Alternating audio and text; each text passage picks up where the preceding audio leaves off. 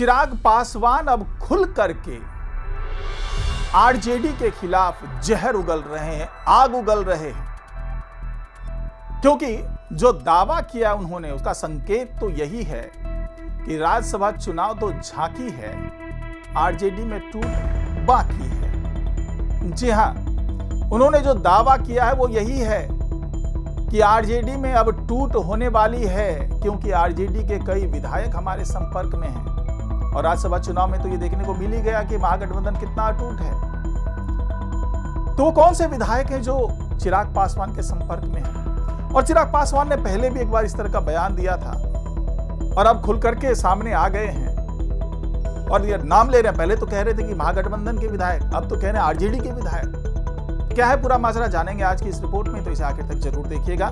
नमस्कार, मैं हूं डॉक्टर सुरजीत सिंह और आप देख रहे हैं YBN बिहार झारखंड। अगर आपने अभी तक इसे सब्सक्राइब नहीं किया है तो सब्सक्राइब कर लीजिए और अगर आपको ये वीडियो अच्छा लगे तो लाइक कीजिए, शेयर कीजिए और कमेंट जरूर कीजिए। तो चिराग पासवान, जो कि चुनाव से पहले तक, विधानसभा चुनाव की बात मैं कर रहा हूं, वो तेजस्वी यादव से भाईचारा निभाते नजर आ रहे थे, प्रशांत किशोर के साथ भाईचारा निभाते नजर आ रहे थे, तेज प्रताप के साथ भाईचारा निभाते नजर आ रहे थे। दबाव भी बनाया था एनडीए के ऊपर में कि अगर आपने मुझे पर्याप्त सीट नहीं दिया तो मैं पाला बदल भी सकता हूं।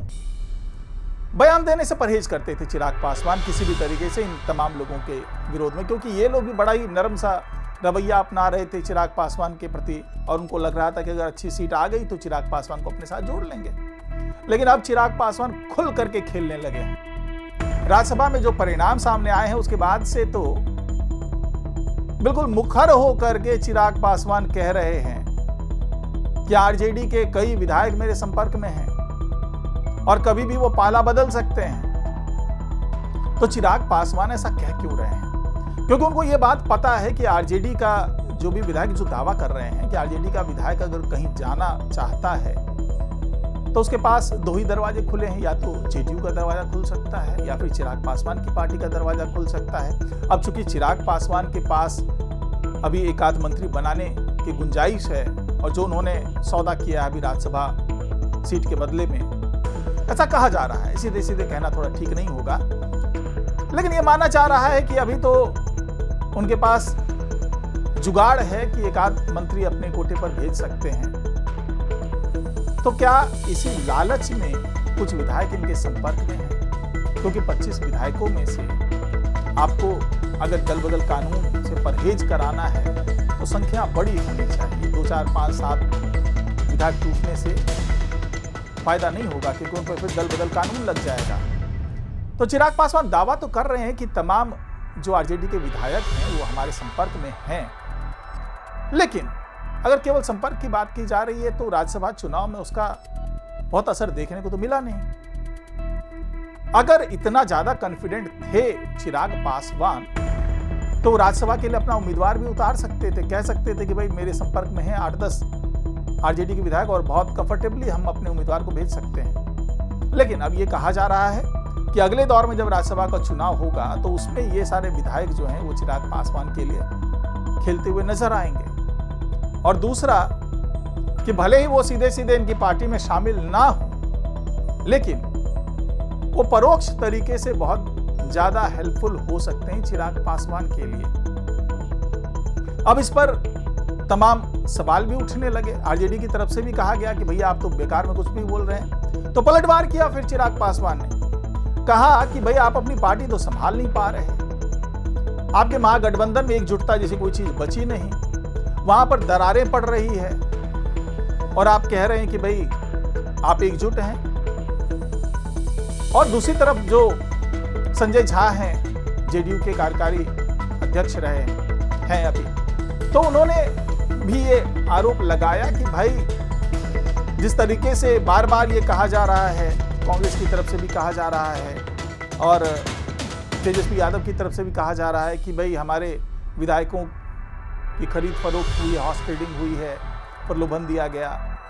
तो पलटवार किया संजय झा ने भी और चिराग पासवान ने भी, बताया कि भाई अगर हम किसी तरीके से क्रॉस वोटिंग करवा रहे होते आपके विधायकों से तो ये बात समझ में आती है कि हमने खरीद फरोख्त की, लेकिन महागठबंधन के पास तो टोटल 35 विधायक थे। तो ये जो 6 विधायक जुगाड़ किए आपने, 5 AIMIM के और एक BSP के, क्या वो अपनी मन की बात सुन करके, अपने दिल की बात सुन करके आपके साथ जुड़ गए, या फिर आपने भी कुछ ना कुछ तो प्रलोभन दिया होगा, कुछ ना कुछ उन्हें,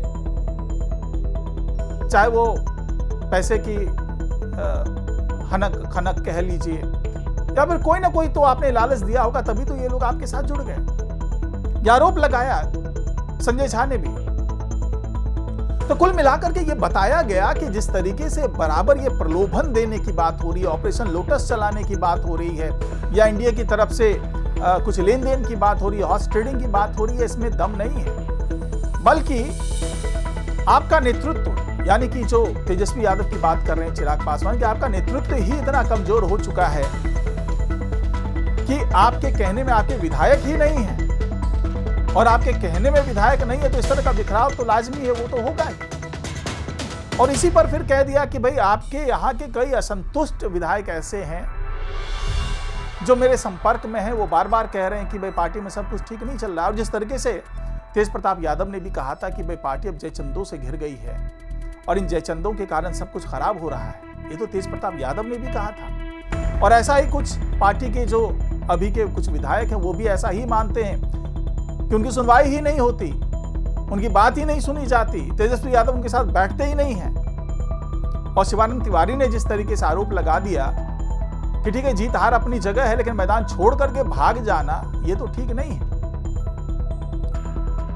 तो जब पार्टी के अंदर के ही जो तमाम दिग्गज नेता हैं, जो तमाम विधायक हैं, वो ही संतुष्ट नहीं है केंद्रीय, चाहे वो इनके तेजस्वी यादव के नेतृत्व की बात कर लें या फिर इनके केंद्रीय नेतृत्व की बात कर लें, लालू यादव की बात कर लें, तो कुल मिलाकर के चिराग पासवान ने इसी असंतोष का फायदा उठाने की सोची है।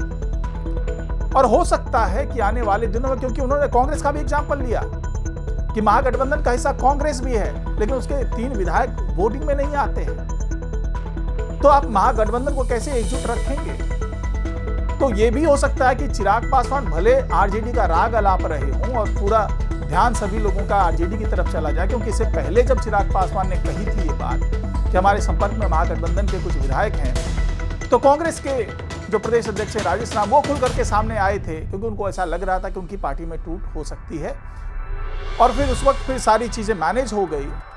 तो हो सकता है कि चिराग पासवान इस बार कांग्रेस पर सीधे सीधे वो नहीं कह रहे हैं कि भाई कांग्रेस का विधायक आ सकता है, कहीं एक बार फिर से ये सतर्क ना हो जाएं, तो इसीलिए अब ये कह रहे हैं कि आरजेडी के कुछ विधायक हमारे संपर्क में हैं और वो पाला बदल सकते हैं और आरजेडी में टूट हो सकती है। तो इससे क्या होगा कि महागठबंधन का पूरा फोकस जो है वो आरजेडी को बचाने में लगा रहेगा, और इधर हो सकता है कि कांग्रेस में खेल हो जाए, क्योंकि उसके 6 विधायक हैं, उसमें से 3 तो बागी हो ही चुके हैं, उन्होंने तमाम आरोप लगा दिया। हालांकि अभी वो ये कह रहे हैं कि वो कांग्रेस के साथ पूरी तरीके से खड़े हैं, उन्होंने ऐसी बगावत नहीं की, बगावत उनका महागठबंधन के साथ था क्योंकि उनकी पसंद का उम्मीदवार नहीं था।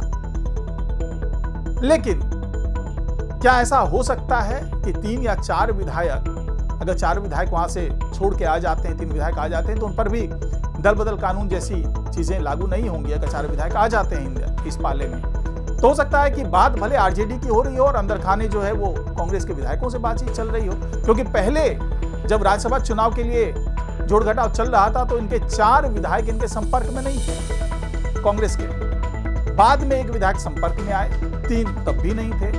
तो हो सकता है कि जो चौथा विधायक उनका भी मन डोल रहा कि जिस तरीके से 3 लोगों ने बगावत की, और इन लोगों को यह भी पता है कि अभी सीधे सीधे कार्रवाई कर पाने की स्थिति में ना तो कांग्रेस है ना तो आरजेडी है, क्योंकि अगर कांग्रेस ने भी अगर कार्रवाई कर दी, निष्कासित कर दिया, तो वजूद ही खत्म हो जाएगा। और कांग्रेस के कुल 6 विधायक अगर 4 को निकाल दिया, 3 को निकाल दिया, तो बचेगा क्या? शायद इसी मजबूरी का फायदा अब ये विधायक उठा भी रहे हैं। शुरुआती दौर है, अभी तो 1 साल भी पूरे नहीं हुए हैं। तो ऐसी स्थिति में अगर कांग्रेस के विधायक पाला बदल लें तो ये भी कोई बहुत सरप्राइजिंग एलिमेंट नहीं होगा। तो कुल मिलाकर के चिराग पासवान अब मंजी हुई राजनीति कर रहे हैं कि निशाना कभी आरजेडी पे तो कभी कांग्रेस पे। तो देखते हैं कि आने वाले दिनों में किस तरीके से ये राजनीति जो है वो करवट बदलती हुई नजर आती है। फिलहाल आज की रिपोर्ट में इतना ही। नमस्कार।